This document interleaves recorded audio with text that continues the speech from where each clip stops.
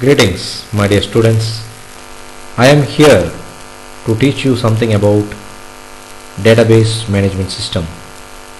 So, before entering into database management system, let me give you a short difference between what is a raw data and how it is being recorded in databases and meaningful information. So, any set of data or entities that does not have any predefined name is called as a raw data, and if you have a predefined entity for specifying something, it is being converted as a meaningful information which will be recorded in the database in the form of tabular columns, that is, I mean the rows and columns. Let me give you a short example. For example, consider that there are 10 people names are being there and 10 numbers are being there, okay, and if you are maintaining it as a cluster which does not have any meaning, then it is called as a raw data. When you convert these into a database, you should give each and every name the entity as a name, and you should enroll all the numbers in under the column as mobile numbers. So each corresponding user will have a corresponding mobile number.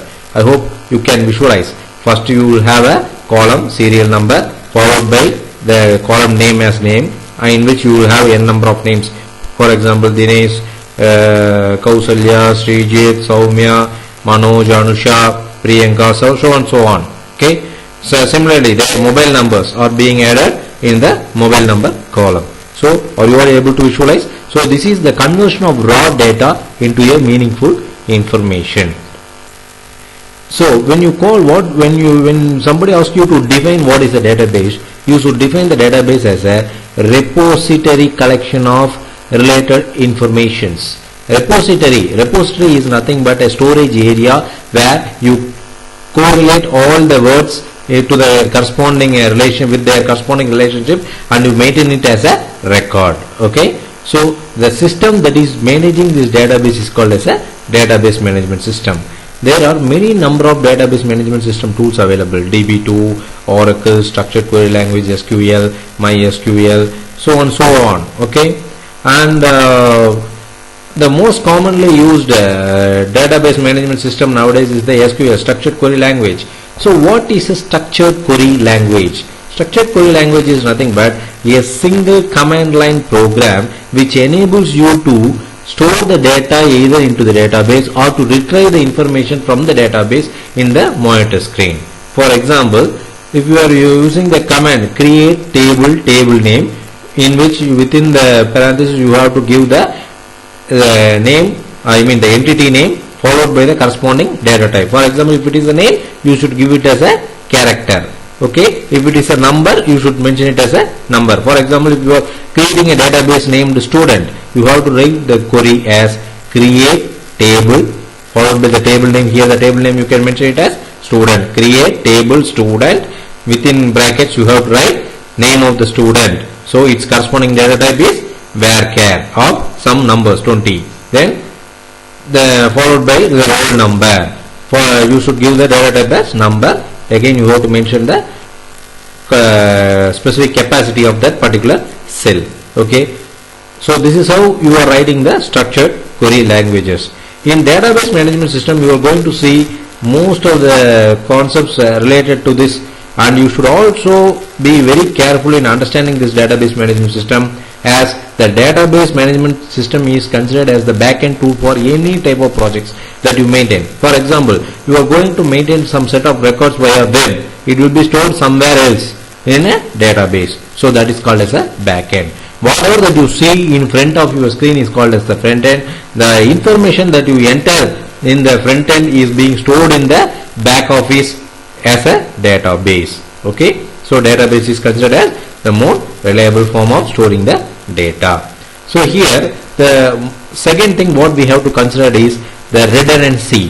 The term redundancy, you just make note of it. The redundancy is nothing but the same data is being replicated several number of times in the same database. For example, you are maintaining a diary. So okay, for example, you just consider that you are maintaining a telephone diary. if you are writing the same person's name with the same number again and again, what will happen? Your diary will get recorded the same type of information several times, and it is the wastage of space in your diary. Similarly, when you are storing the same set of information simultaneously more than one time in your same set of database, what will happen? The capacity of the database will get reduced for that particular data. So you should be very careful in avoiding the duplication of data. Okay. So the advanced concept of database is considered as the distributed database management system. In distributed database management system, what is the more advantage is that the data will be stored in one location and its copy is being stored in the different location. For example, I can give you an example via web. Okay, when you are trying to download some software in the internet, you could see that there is a column named mirror 1 or mirror 2. The mirror 1 denotes that the same data is being stored in this server 1 and you can download it. For example, some software might be used in US and the same software may be copied and replicated in Indian database, Singapore database, Myanmar database, everywhere. When you are trying to access the software from Indian location, the software will not get downloaded from the US. It will rather download it from the Indian server. Okay, so this is how the distributed database management system works. And the more advanced concept is that ubiquitous computing or cloud computing. So first let me tell you about ubiquitous. Ubiquitous computing is nothing but the service is being available everywhere. Okay, you can access it at any location. That is called as ubiquitous computing. And cloud computing is a little bit different. It has three different types of services: software as a service, platform as a service, infrastructure as a service. Okay, so what is the concept behind the cloud computing is that whenever you are going to do some task, if you are purchasing a software and installing it in your computer, what will happen? The purchase cost will be high and you have to download it for the entire thing and you have to use it. Rather than when you are using the cloud computing, you don't need to buy the entire software.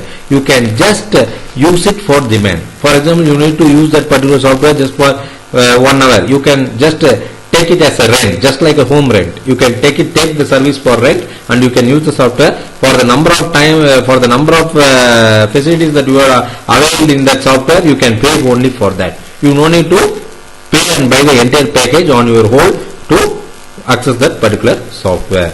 So these are about a short, this is a short gist about the database management system and its advanced concepts. Okay, so next I will teach you in the next session. Thank you.